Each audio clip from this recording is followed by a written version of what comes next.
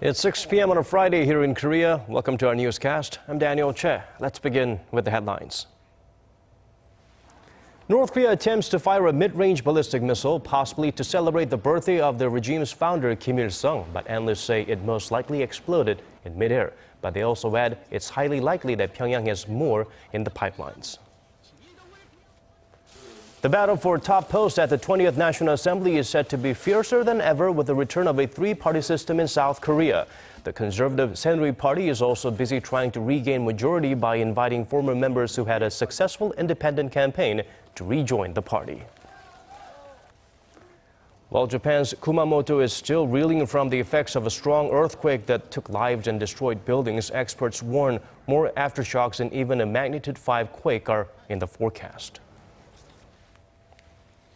North Korea attempted to test-fire a mid-range ballistic missile off its east coast this morning, but failed. It's thought to be the regime's plan to honor its revered founder. Kim Hyun-bin starts us off with Pyongyang's unsuccessful celebration of Kim Il-sung's 104th birthday.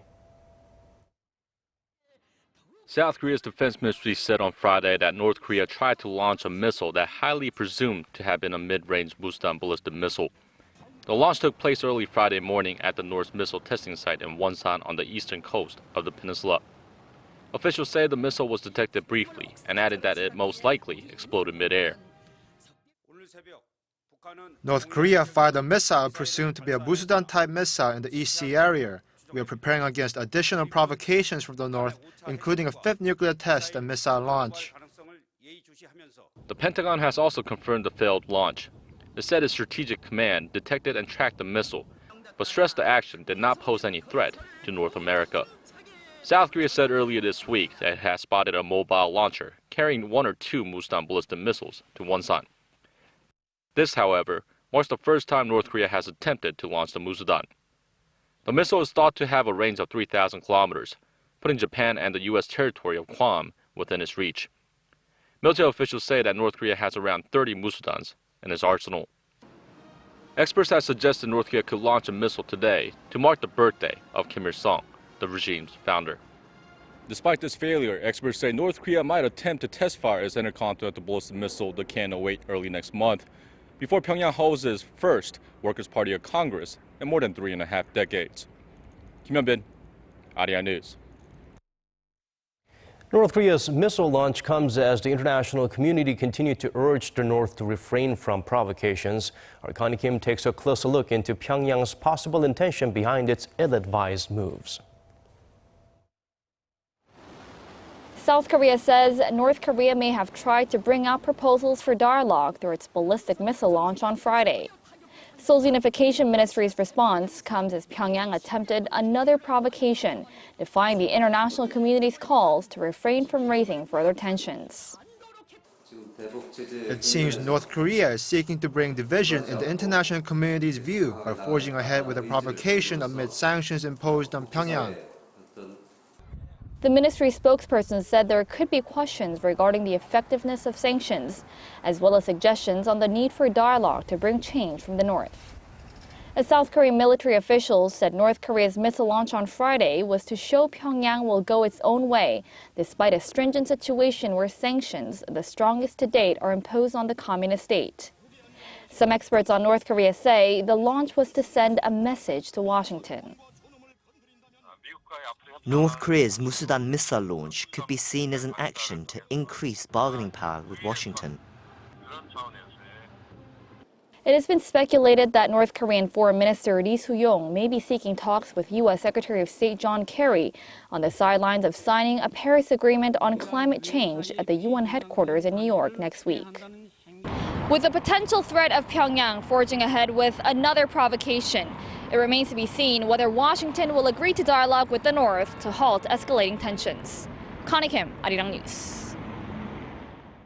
South Korea's foreign ministry urged the Japanese government to retract its territorial claims to Korea's easternmost islets of Dokdo, calling it a deplorable act. Citing the fresh claims in Tokyo's annual diplomatic report, The ministry spokesperson reiterated Dokdo is part of Korea, both historically and geographically. The Korean government is expected to lodge a protest against Tokyo and will summon an official from the Japanese embassy later today. According to Seoul's officials, Japan should work to improve bilateral relations in the future. Japan's repeated territorial claims over Dokdo has long been a thorny issue between the neighboring countries and major hurdle for improving bilateral ties. Korea and Norway held summit talks here in Seoul for the first time since President Park Geun-hye and Norwegian Prime Minister Erna Solberg took office. The two leaders agreed to upgrade cooperation in trade and other sectors that look to hold promising paths for the future. Song Ji-sun provides us with the details. Holding summit talks at the presidential office of Cheongwade on Friday, President Park Geun-hye and Norwegian Prime Minister Erna Solberg agreed on ways to diversify trade items and boost investment between the two countries. The pact with EFTA, or the European Free Trade Association, that includes Norway, Switzerland, Iceland, and Liechtenstein, those that are not part of the European Union, was Seoul's first free trade deal with a regional bloc. Since the agreement went into effect in 2006, the bilateral trade volume has quadrupled over the past decade to a record high last year, despite the slowing global economy. Shipbuilding has been the key in that mutual growth, with Seoul building Oslo's vessels and planned orders for material shipped from Oslo. While vying to boost support in shipbuilding, the two sides also agreed to diversify trade items, as ships accounted for over 90% of Seoul's exports to Oslo, and ship parts over half of Oslo's exports to Seoul as of last year. The two will also launch collaborative research into eco-friendly energy and look to establish a seaway in the Arctic. After nearly 6 decades of diplomatic relations, the two leaders focused on sealing practical agreements at this year's summit, while also touching on global agendas like climate change and sustainable development. Song Ji-sun, Arirang News. Following a heavy defeat in Wednesday's general election, the Century Party is now on emergency footing until it decides on the best way to bounce back from the loss. In contrast, the victorious Liberal parties are looking to the future after dissolving election committees. Kim Young-gil tells us more on what's on the agenda for the main parties. The ruling Century Party promised to live up to the people's expectations in the 20th Parliament, while also emphasizing need for support from the opposition front. The 20th National Assembly is a three-party system. Therefore, dialogue and cooperation is pivotal. Without the help of the opposition, our party will not be able to pass important bills. The party has also agreed to accept any elected independents who left and wish to return to the party since a pre-election nomination row.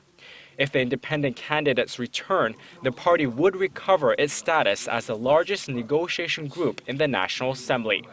On the other side of the aisle, the Minju Party of Korea dissolved their campaign committee and promised to do its part as the #1 negotiation bloc in parliament. As the majority party in parliament, we will thoroughly review bills proposed by each of the parties and decide if they are helpful to the nation. Interim leader Kim reiterated that there are no political forces that can defeat the people and added that the parties should recognize the authority that voters yield. The splinter People's Party also disbanded its campaign committee and promised to lead the assembly as the prominent third party. Our party will be the parliament's problem solver. We will take the lead in legislating policies and become the central party and strive to manage parliamentary affairs transparently.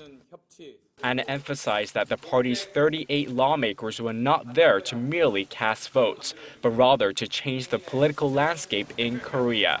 Kim Young-gil, Arirang News. With the 20th National Assembly officially launching next month, the three parties will be looking to fill various important posts within the National Assembly, including Assembly Speaker and Chairman posts for the 16 parliamentary committees. Park Ji-won has more on the post-election battle that's brewing. Under the new three-main party system at the 20th Assembly, a struggle to grab parliamentary leadership is expected to be fiercer than ever. The most coveted post obviously being that of the Speaker of the Assembly. The Speaker is not only a symbolic representative of the Parliament, but also regulates Assembly proceedings during a 2-year term and wields legislative power, such as a special right to refer a bill directly to the plenary session under exceptional circumstances. Till now, a ruling party lawmaker with the longest tenure has usually assumed the Speaker position. However, that is unlikely to continue as the ruling Saenuri party failed to secure a parliamentary majority. The National Assembly Act states that the Speaker will be elected through secret vote and that he or she needs to earn a majority of the total votes by parliamentary members. Since both of the two main parties fell short of securing a majority, the agreement of the minor People's Party seems crucial to electing a Speaker. While veteran lawmakers are expected to be favored for the Speaker position, nothing will be certain until the first plenary meeting of the new Assembly, when the newly elected lawmakers vote to appoint an Assembly Speaker. Competition is also expected to be fierce among the main political parties in their pursuit for chairman posts for 16 parliamentary standing committees. Park Ji-won, Arirang News. We are getting a clearer picture of what the 20th National Assembly will look like. Our Shin Se-min breaks it down by the numbers. The 300-seat-strong 20th National Assembly has been finalized based on the votes of 24 million citizens. Korea's National Election Commission said there are a total of 51 female lawmakers, the highest number ever, which takes up 17% of the total parliamentary seats. The average age of lawmakers in the 20th National Assembly is 55.5, up nearly 2 from that of 19th Parliament. The oldest member is Kim Jong-in, the interim leader of the main opposition Minju Party of Korea, at 75. The youngest to win a parliamentary seat was Kim Soo-in, a proportionate member of the People's Party, at 29. Reflecting the country's aging population, 161 of the lawmakers are in their 50s, representing over half of all lawmakers. Over 49% of all sitting lawmakers at Parliament have been replaced by new faces. In the 20th National Assembly, 44% are newly elected lawmakers, with 132 joining Parliament for the first time, fewer than the figure tallied at previous National Assembly. Shin Se-min, Arirang News. Outside of Korea, over in Japan, search operations for survivors are ongoing in southern Japan after a powerful earthquake brought down buildings and killed at least 9 people. Adding to their woes, experts warn more aftershocks and a magnitude 5 earthquake could rock Japan further within a week's time. Park Jong-hong updates us on the situation in Kyushu. Dramatic footage shows the aftermath of the quake that measured 6.5 on the Richter scale and the highest 7 on the Japanese earthquake intensity scale.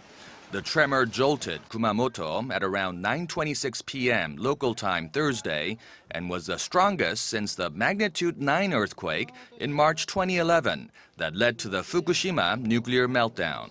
As of Friday morning, at least 9 had been confirmed dead, with more than 760 injured, including 53 in critical condition. Prime Minister Shinzo Abe told reporters that the highest priority is the safety of the residents and that every effort is being made on search and rescue operations. Crews have been working overnight to save people who might be trapped under rubble, but scores of aftershocks have been rattling the area, hampering those efforts. The largest one, shortly after midnight, was measured at a preliminary magnitude of 6.4. Authorities say around 20 homes crumbled during the earthquake. Thousands of homes remain without power, and gas supplies have been cut off to prevent further damage. Authorities say there's no risk to nuclear reactors, as most of Japan's reactors remain offline following the Fukushima disaster in 2011. Japan's meteorological agency said there was no tsunami risk, and currently no tsunami warnings are in effect. But they advise caution, saying that aftershocks are expected to persist for about a week. Park Jong-hong, Arirang News. Turning our eyes back to Korea, the country's job growth showed signs of picking up pace last month, ending a 2-month slowing trend. Unfortunately, youth unemployment rate remains stubbornly high. Hwang Jie sheds light on the gloomier side to the latest figures. Korea saw a slight lift in the country's overall job market. Statistics Korea says the country added 300,000 jobs in March from a year ago, putting the total number of employed at around 26 million. Job growth had been slowing for the previous 2 months. But the general pickup is not welcome news for all. The youth unemployment rate reached 11.8% last month, posting a record high figure for the month of March. Still, the agency cautioned against too much skepticism, explaining the lofty figure has to do with more people looking for jobs. To get employed, people have to enter the job market. So naturally, unemployment rises as the employment rate among the younger generation climbs.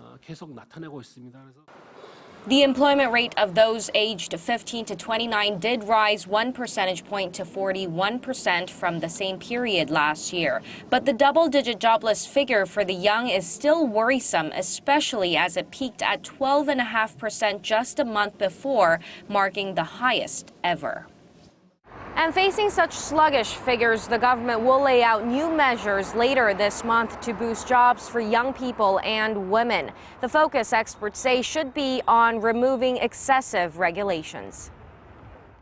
So there's no really solid answers for this, but I think we really need to get rid of the unnecessary regulations in the market, especially the service sectors like education, legal sectors, and medical sectors, to create high-quality, decent jobs.